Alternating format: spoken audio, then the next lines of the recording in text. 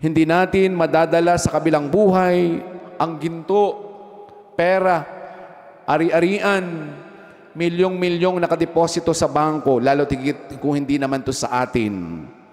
Ang tunay na dadalhin natin ay ang mga gawa ng pagmamahal, ng awa at malasakit sa ating kapwa.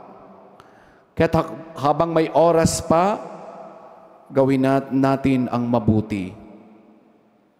Lagi ko pong sinasabi sa aking pagninilay, ang pananampalataya, mga kapatid, hindi lamang po ito nakasentro sa pagdarasal. Nakakatulong po sa atin yun para mapalapit sa Diyos. Ngunit hindi lamang po nakasentro doon.